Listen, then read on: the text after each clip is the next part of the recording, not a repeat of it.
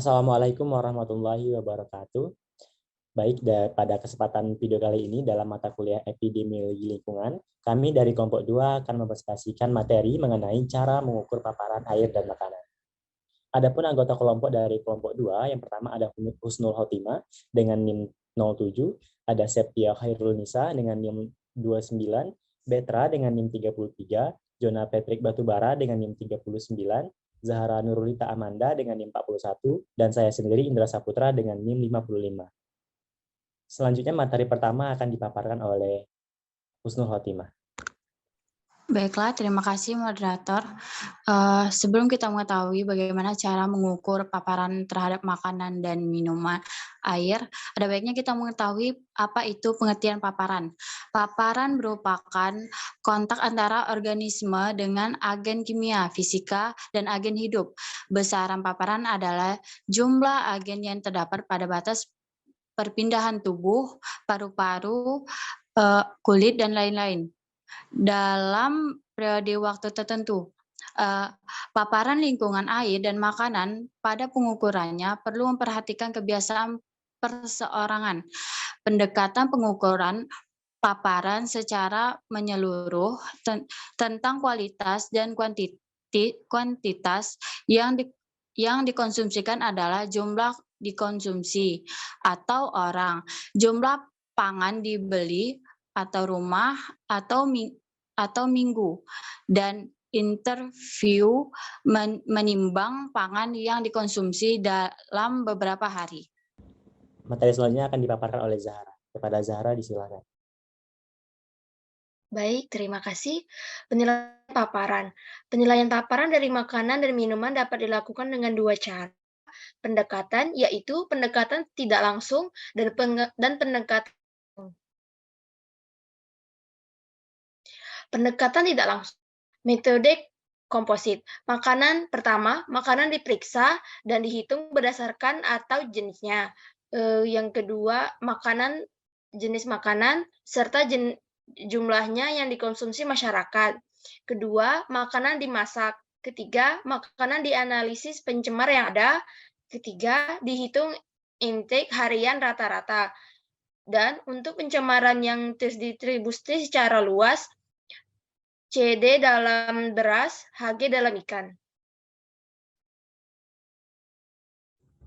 Oke, baik, saya akan melanjutkannya. Tadi sudah dijelaskan mengenai pendekatan tidak langsung. Dalam pendekatan langsung atau metode porsi duplikat, metode ini hanya dapat diterapkan pada populasi yang tidak terlalu banyak. Makanan yang dimakan orang dibuat dalam duplikat. Salah satu makanan kemudian diperiksa di laboratorium. Ini untuk mengetahui ada kelompok kritis yang terdefinisi dengan baik, ada kelompok terpapar secara unik karena tempat tinggal atau makanannya. Kemudian selanjutnya materi akan dijelaskan oleh Septia. Selanjutnya adalah studi kasus 1. Cara mengukur paparan pada air. Penetapan kadar pemanis buatan atau nasiklamat pada minuman serbuk instan dengan metode alkalimetri. Sampel yang digunakan adalah 8 minuman serbuk instan. Sampel diambil dari pedagang pasar Serago yang menjual minuman serbuk instan sesuai kriteria analisis yang dilakukan secara kualitatif yang bertujuan untuk melihat kandungan nasiklamat dalam sampel dengan menggunakan uji warna dengan BaCl2. Sampel yang positif mengandung nasiklamat dilakukan penetapan kadar secara alkalimetri. Hasil penelitian menunjukkan bahwa pada 8 sampel minuman serbuk instan yang diambil dari pedagang pasar Serago, 7 sampel positif mengandung nasiklamat dengan kadar A 4029 ppm, B 3425 ppm, C 814 ppm, D 2529 ppm, E 3492 ppm, F 4096 ppm, dan G 3268 ppm. Kesimpulannya, 87,50% sampel mengandung pemanis buatan nasiklamat yang diantaranya merupakan minuman serbuk instan dengan merek terkenal. Ditemukan 7 sampel yang mengandung nasiklamat dan 5 diantaranya melebihi batas maksimal penggunaan yang ditetapkan pemerintah, yaitu 3 gram per kilogram atau setara dengan 3000 ppm. Oke, baik. Tadi sudah dijelaskan tentang studi kasus yang pertama, kemudian studi kasus kedua akan dijelaskan oleh Petra. Baiklah, terima kasih moderator. Untuk studi kasus yang kedua, yaitu cara mengukur paparan pada makanan. Pengukuran kandungan timbal atau PB pada jajanan gorengan yang dijual di pinggir jalan, Macini Raya Kota Makassar, tahun 2019. Penelitian ini dilakukan dengan menggunakan teknik purposive sampling dengan jumlah 5 sampel yang diambil dari sampel penjual gorengan di pinggir jalan Macini Raya, di mana untuk tiap tempat jualan diambil satu jenis gorengan. Mereka mengambil sampel bakwan. Sampel kemudian diuji di laboratorium dan dianalisis dengan menggunakan metode atomic absorption spectrophotometry atau disingkat dengan ASS. Hasil analisis menunjukkan bahwa semua sampel jajanan gorengan tidak terdeteksi atau undetected kandungan kadar timbal berdasarkan limit deteksi alat AAS, yaitu kurang dari 0,01 ppm, sehingga tidak melebihi batas maksimum yang telah ditetapkan berdasarkan keputusan Dirjen POM nomor HK 0006.152.0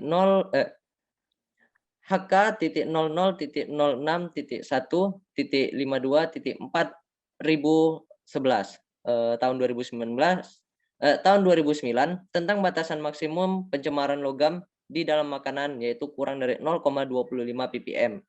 Dari hasil penelitian yang telah dilakukan, maka dapat ditarik kesimpulan bahwa dari 5 sampel makanan jajanan gorengan yang dijual di pinggir jalan Macini Raya, Kota Makassar, semua jajanan gorengan tidak terdeteksi kadar timbal, sehingga makanan dapat dikatakan aman untuk dikonsumsi.